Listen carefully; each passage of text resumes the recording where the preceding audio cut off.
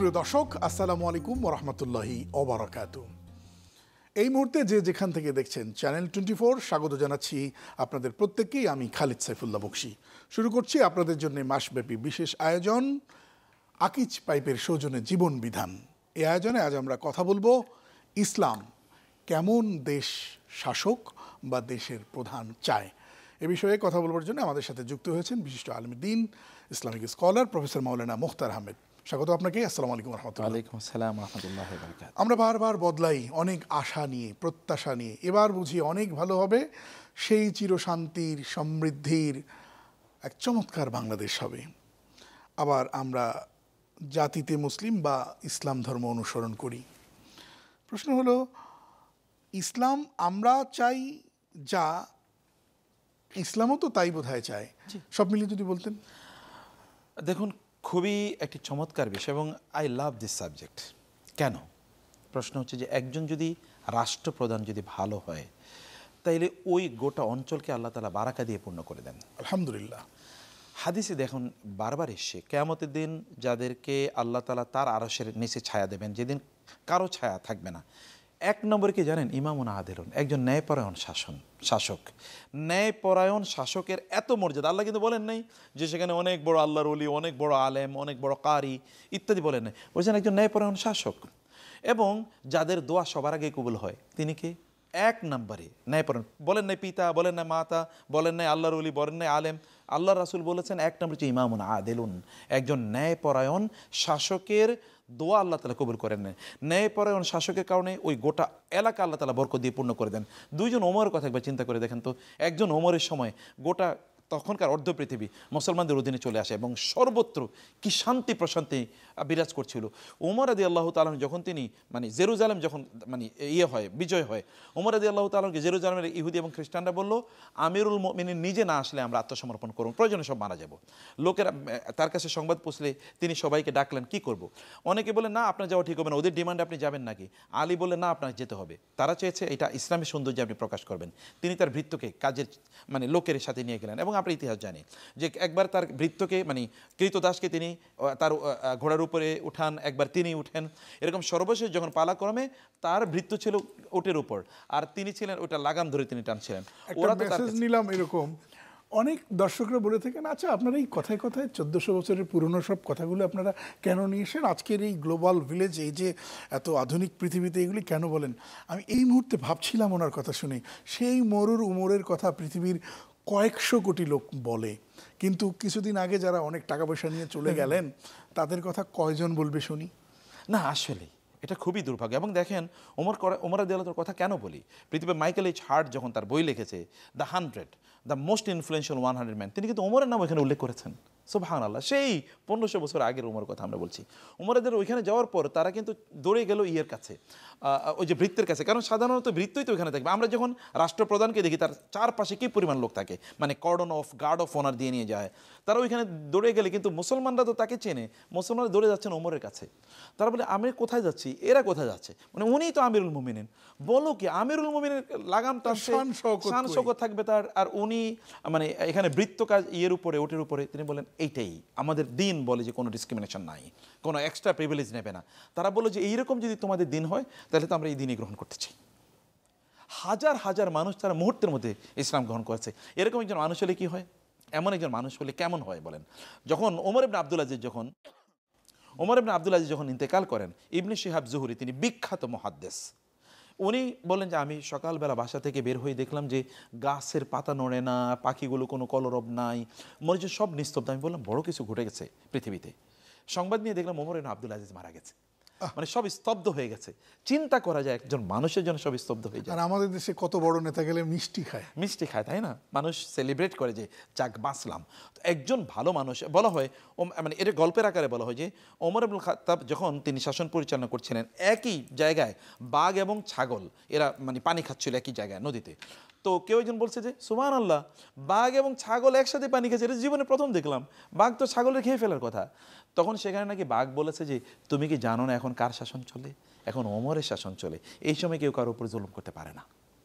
এটা এগুলো তো স্পিরিচুয়াল ইস্যু বলছি, কিন্তু সত্যিকার অর্থে আপনি দেখেন একজন ন্যায়পরায়ণ শাসকের কারণে কি হতে পারে। একজন ন্যায়পরায়ণ শাসক যদি হয় তাহলে গোটা সমাজের চিত্র পরিবর্তন হয়ে যেতে পারে। রাসূল ইসলাম মদিনায় গিয়েছেন, তিনি কি করেছেন, মানে এই মদিনার সমাজের কথা বলি, তিনি যাওয়ার পরে তিনি বলেছেন যে কারো প্রতি কারো কোনো অন্যায় হবে না, কোনো মানে অবিচার হবে না, কোনো জুলুম হবে না, স্বাধীনতা সবাই ভোগ করবে, প্রত্যেকে তারা তার দিন প্রচার করতে পারবে, দিন প্র্যাকটিস করতে পারবে। একটা সমাজ, যে সমাজে ওরা মারামারিতে লিপ্ত ছিল, সে সমাজ কোথায় পরিণত হয়েছে। একটা বিরতি নিয়ে আসতে চাই। দর্শক দেখছেন আকিজ পাইপের সৌজন্যে জীবন বিধান। আজ আমরা কথা বলছি ইসলাম এবং জনগণ কেমন রাষ্ট্রপ্রধান চান। একটা ছোট্ট বিরতির পর আবার আসছি ইনশাআল্লাহ।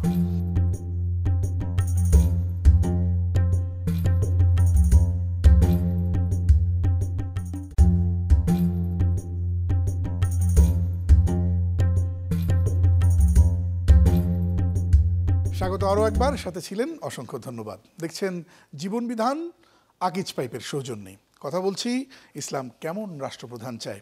আচ্ছা, শুধু কি রাষ্ট্রপ্রধানের ক্ষেত্রে আমরা ব্যাপারটা প্রযোজ্য রাখবো, নাকি এমপি সাহেব, মন্ত্রী সাহেব, চেয়ারম্যান সাহেব, ডিসি সাহেব, এসপি সাহেব সবার ক্ষেত্রে?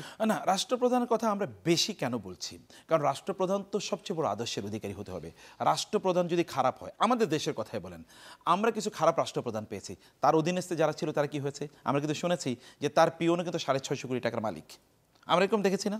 মানে তারা নিজেরাই তো বলেছে, কোনো অনুশোচনাও নাই তো, কোনো অনুশোচনা, বরং গর্ব করে বলেছে এবং বলেছে যে আপনারা সাংবাদিকরা তো বের করতে পারেন না, আমি এটা বের করেছি, আমি আপনাদেরকে বলছি। অনুশোচনা তার তো লজ্জায় তার নিজেরই সেখানে মাথা নিচু করে রাখার কথা ছিল। তার মানে কোথায় গিয়ে দাঁড়িয়েছে, যখন রাষ্ট্রের দায়িত্বশীলরা, অন্য দায়িত্বশীলরা যখন দেখেন যে চিফ দায়িত্বশীল যিনি, প্রাইম দায়িত্বশীল যিনি, তিনি যখন এরকম, তখন আমাদের তো এটা, তখন এটা কি হয়ে যায়, তখন এটা কিন্তু অন্যদের জন্য এটা একটা এক্সাম্পল হয়ে যায়। অন্যরা, মানুষ তো এক্সাম্পল অনুসরণ করতে মানুষ পছন্দ করে, মানুষ কিন্তু অন্যকে অনুসরণ, মানুষ সাধারণত অনুসরণ প্রিয়, অনুকরণ প্রিয়, তো সে কারণে তারা এই অনুসরণ করে। এই কারণে আমরা বলছি একজন রাষ্ট্রপ্রধান যদি হয় তাহলে গোটা চিত্র পরিবর্তন হয়ে যেতে পারে। যেমনিভাবে আমরা রাসূল ইসলামের কথা বলেছি, রাষ্ট্রপ্রধান আপনি দেখেন তৎকালীন সমাজ লুটেরা সমাজ, মানে এমন সমাজ যে সমাজ অন্যদের সম্পদ লুট করে নেওয়াটাকে তাদের অধিকার মনে করত, যেই সমাজে নারীদেরকে জীবন্ত প্রথিত করত, সেই সমাজে নারীদেরকে দেখলে ওরা চোখ তুলে তাকাবে এরকম। আচ্ছা, সেই সমাজ, সেই রাজনীতি এখন কিভাবে আপনি করবেন যে যেই পেশা যখন রাজনীতি, অর্থাৎ ছোট ছোট কর্মী, ছোট ছোট নেতা, এলাকার উপজেলা ইউনিয়ন নেতা অথবা জেলার নেতা, ছোটখাটো নেতা, তার একমাত্র পেশা রাজনীতি। এটাও আমাদের অবশ্যই এটা একটা কালচারের ইস্যু, মানে কালচারটা গ্র্যাজুয়ালি, কালচার কিন্তু নষ্ট হয়, মানে কালচার আরও গ্র্যাজুয়ালি ক্ষতিগ্রস্ত হয়। আমরা যদি সে ধরেন 1947-এর কথা বলি, 47-এর অথবা তারও আগের কথা বলি, তারপর থেকে গ্র্যাজুয়ালি কিন্তু অবস্থা খারাপ হয়েছে।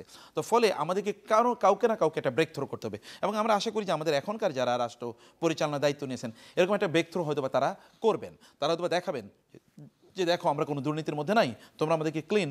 আমাদের এরকম তো কিছু লোক এরকম ছিল যাদের এমন ক্লিন ইমেজ ছিল যে তাদের বিরুদ্ধে কোনো ধরনের দলিল কেউ কখনো প্রমাণ করতে পারে নাই যে না এরা কোনো অন্যায় করেছে, এবং তাদেরকে কিন্তু অন্যরা এখন এক্সাম্পল হিসেবে দেখায়, অন্যরা তাদেরকে দেখে ইন্সপায়ার্ড হয়। এরকম কিছু লোক আমাদের লাগবে। এটা রাষ্ট্রপ্রধান যদি হয় তাইলে এটা অনেক অনেক সহজ। এখন এরকম রাষ্ট্রপ্রধান আমরা কোথায় পাবো সেটা একটা কথা।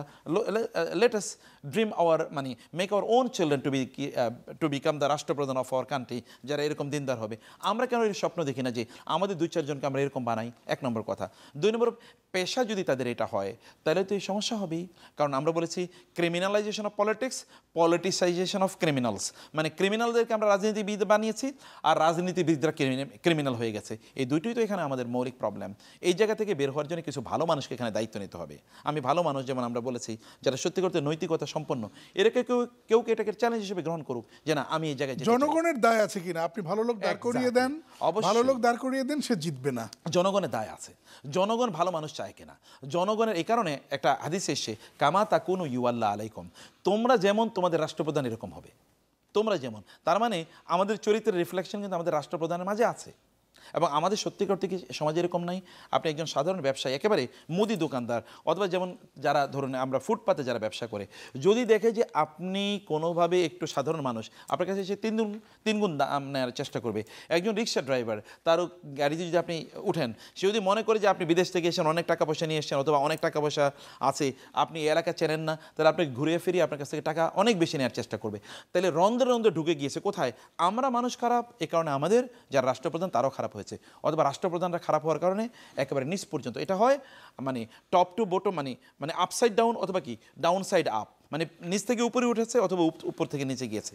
এরকম মিলিয়ে মিশিয়ে আমাদের একটা খারাপ সমাজ আসলে তৈরি হয়ে গেছে। মানে এই দুর্বৃত্তায়নের কথা যে বলছেন সেই কথা আবার যদি এখন বলতে চাই যে সেটাও নাকি বলা যাবে না। সেটা তো বলতে হবে আমাদের বলতে হবে। অন্য কেউ যদি নাও বলে আমাদের দায় আছে, এই দায়িত্ব আমাদের আছে আল্লাহর পক্ষ থেকে প্রদত্ত। যে আল্লাহ তাআলা বলেছেন তা'মুরুনা বিল মারুফ ওয়া তানহাউনা আনিল মুনকার, তোমরা ভালো কাজের আদেশ দেবে, মন্দ কাজের নিষেধ করবে, মন্দগুলো মানুষের সামনে তোমরা তুলে ধরবে। এমন সমাজ, হাদিসে এসে সহিহ হাদিসে এসে রাসূলুল্লাহ বলেছেন যেই সমাজে মানে যারা অপরাধীদেরকে অপরাধী বলা যায় না, ওই সমাজ ধ্বংস হতে বাধ্য। শেষ 1 মিনিট একটা বিষয় জানতে চাই, আপনি যত ভালো কাজ করেন না কেন সামনে এসে গিয়ে দাঁড়িয়ে বলবে যে তুমি অমুক চেতনার মানুষ না, তা ওই চেতনা কি লুটপাট করা? এটা দুর্ভাগ্য। চেতনাবাজরা এই কাজ করেছে, তাদের চেতনাকে সামনে রেখে তারা মূলত তাদের যে এজেন্ডা এগুলোকে তারা বাস্তবায়ন করতে চেয়েছে। এখন আমাদের এই জন্য আমাদের যে এখন যে প্রজন্ম আছে, আপনারা যারা আছেন আমাদের এই প্রজন্ম, এরা মিলে আমাদেরকে একটা কাউন্টার ন্যারেটিভ তৈরি করা দরকার, একটা বায়ান তৈরি করতে, মানুষকে বোঝাতে হবে যে আসলে ন্যারেটিভটা এরকম ছিল। ও তাই সেই সমস্যাগুলো এগুলো মানুষের কাছে তুলে ধরে মানুষের এখন করণীয় কি এগুলো মানুষকে জানানো দরকার। আমার বিশ্বাস এই আলোচনা আমরা যত বেশি করতে পারবো, এবং একটা পজিটিভ এনভায়রনমেন্ট এখন আছে, এই এনভায়রনমেন্টে এই আলোচনা যত বেশি করা যাবে আমরা মানুষের কাছে তত হয়তো বা বিষয়টাকে পৌঁছে দিতে পারবো ইনশাআল্লাহ। অনেক ধন্যবাদ প্রফেসর মুখতার আহমেদ আপনাকে। হ্যাঁ দর্শক, কেউ আমাদের আর কথা কাইরা নিতে পারবে না, এবং যারা কাটতে আসবে কাটতে দেয়া হবে না। আমাদের বলতেই হবে, বদলাতে হবে এই সমাজ, বদলাতে হবে এই বাংলাদেশকে, বদলাতে হবে পৃথিবীকে। আল্লাহ তাআলা তৌফিক দান করুন, আমিন। দর্শক দেখছিলেন জীবন বিধান, আকিজ পাইপের সৌজন্যে আজ এ পর্যন্তই। আসসালামু আলাইকুম রহমতুল্লাহি ওয়া বারাকাতুহু।